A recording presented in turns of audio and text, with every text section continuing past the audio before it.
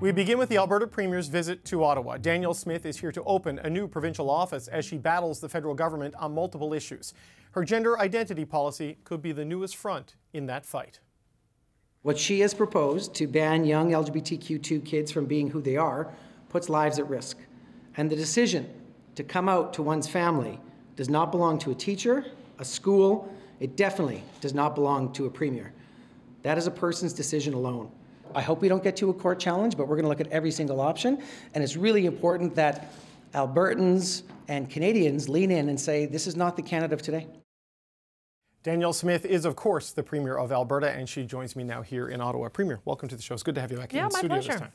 I want to start with the gender policy you rolled out late last week. The pediatrics section of the Alberta Medical Association released a statement on this policy, warning that transgender youth already have higher rates of mental health issues and thoughts of suicide because of stigma. And they warn this policy will increase that stigma and make these mental health problems worse. I wonder, why are you pushing medical policies that medical experts warn will harm these kids? Well, I guess I have to think of the patients and the children. That's who I have in mind. And one of the things that I was struck by was a woman named Lois Cardinal, who sued our government, actually.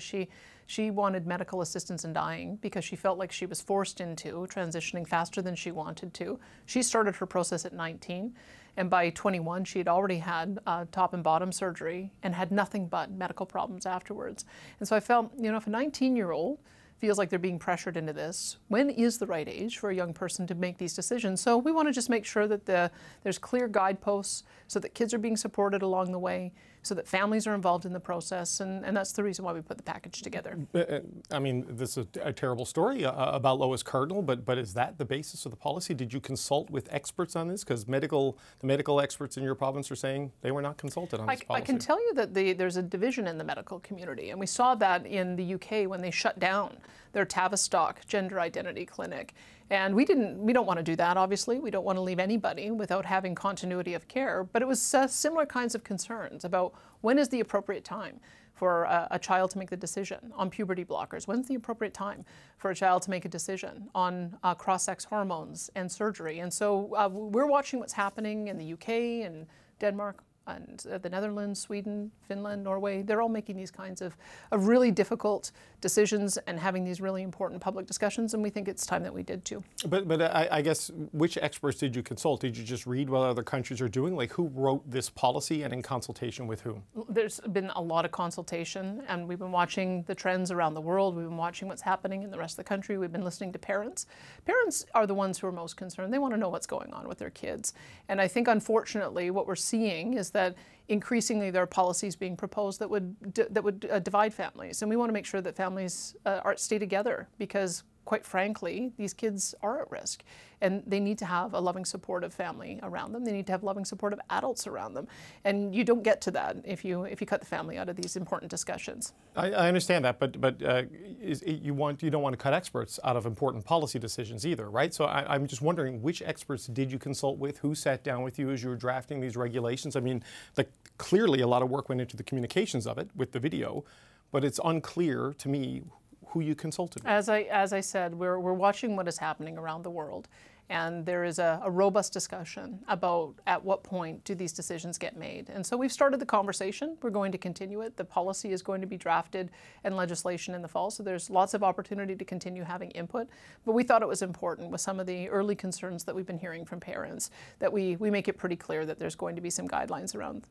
So is it driven mostly by that, concerns by parents, rather than medical advice and academic advice? Well, as I said, the medical community is divided on this. There's different advice given by different medical associations, and there's different approaches. And we have to make sure that we are using the best evidence. Unfortunately, there isn't long-term evidence about what happens to these kids after transition. There isn't long-term evidence about the impact of having cross-sex hormones, as well as on the puberty blockers. And so we want to take a cautious approach. We don't want young people to make decisions that are going to be irreversible. We think those are adult decisions. The puberty blockers and the hormones can stop taking the medicine and things go back to the normal path. Surgery, of course, would be irreversible. Bottom surgery is not legal for anyone under the age of 18. Only top surgery is.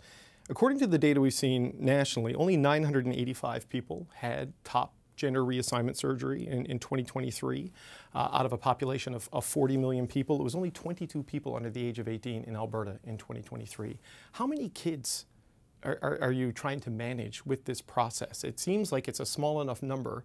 It could be dealt with case by case with a medical practitioner rather than requiring big government intervention. We believe that kids should not be going down a path where they're going to make irreversible decisions about their reproductive health until they're of an age and a maturity level where they're able to deal with the consequences of that. Most practitioners will say that age is about 16. That's why we're going to make sure that kids have access to cross-sex hormones as early as 16 with the input of their parents, a psychologist and a doctor, and then surgery not until age 18.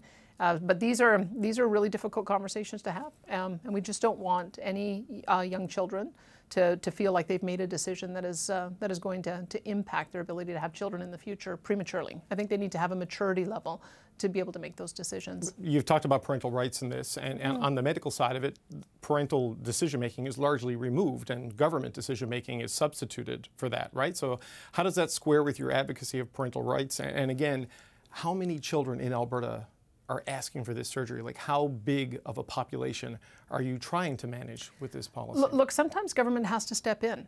When you look at the opioid crisis that we have right now, a lot of that was overprescription by medical doctors of dangerous opioids, thinking that they were safe. They turned out not to be safe. And so sometimes we have to take that extra level of diligence to make sure that we're getting evidence-based research about the long-term impact. And unfortunately, we just don't have that evidence-based research yet. And so we want to take a cautious approach to support the kids who are currently going through transition, make sure they feel supported, their families are involved, and that they have a pathway to be able to become who they want to be.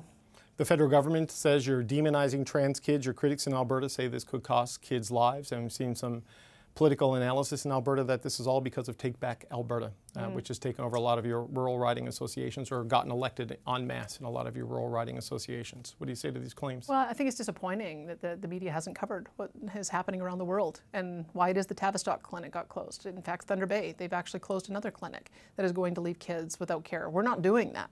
We're taking an approach that we want to have continuity of care. We understand that it's important, but these decisions are made very quickly as well, and you can't cut families out of them, because when a child is confirmed and wants to make this pathway forward, it is very quick to move along the process, and they need to feel supported. So we want to make sure that no decisions are made before a child has the maturity level to deal with the consequences, and that's why we put the policy in place. You're now the third premier, though, to come out with a big policy on this, and it affects such a small group of people.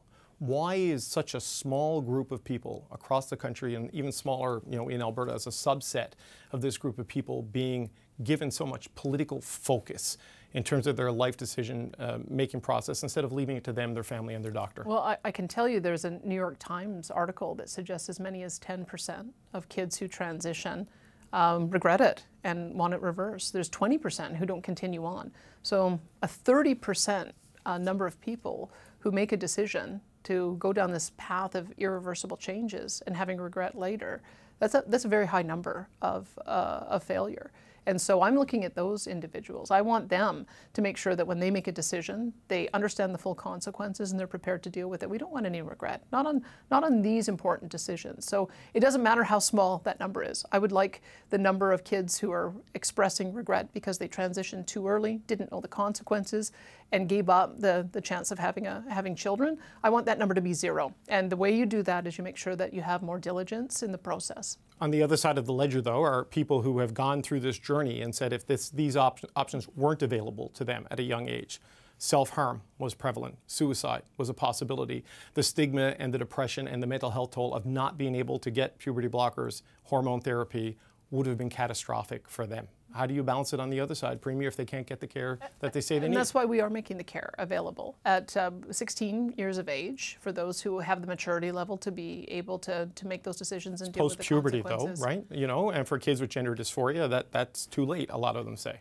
Well, as I say, they've done a pretty thorough research at Tavistock and made the decision that there needs to be more evidence-based approaches when we're talking about these kinds of interventions. And so we're going to continue to make sure sure that the kids who are in the middle of transition are supported, their families are involved, and that there's a clear pathway for them to be able to get the care they need. Because that's the other thing that I learned from Lois's story is we don't do great aftercare. In Alberta, we have patients having to go to Quebec to get their surgery. And then when there's complications, there isn't good aftercare to be able to make sure that they're taken care of. Those who do transition need lifelong treatment of hormones. We have to make sure those doctors are available. So that's the other aspect of it, is we want to make sure that there is a supportive environment for both the psychological support as well as good basic medical support for those who do this transition and need to be supported into adulthood. A final question on this policy. This seems headed for a court challenge, if you believe what Egal and Skipping Stone and other people who work in the trans and queer rights advocacy space have said. Will you use the notwithstanding clause to get this through and to protect it? I can tell you there already is case law and jurisprudence around the issue of mature minors. Those are the kind of decisions that courts will make. They're a sort of rare number of kids who are deemed at younger ages to be able to make those kinds of life-changing decisions, but I don't want to prejudge what the courts will decide. And if that's if there are certain cases that go forward, I guess we'll watch the jurisprudence and see what happens. Scott Moe, though, has used it or threatened to use it in Saskatchewan. Is that something you're ruling out or not taking off the table? Well, look, I'm hoping that because of the way we frame this, that we're protecting the kids' rights to be able to make long-term decisions and bear the consequences of it. And we're wanting to make sure that there's an assessment of maturity in making those decisions. So I'm hopeful that people see that this is going to be supportive. We want to give a pathway to those who want to transition to become who they want to be.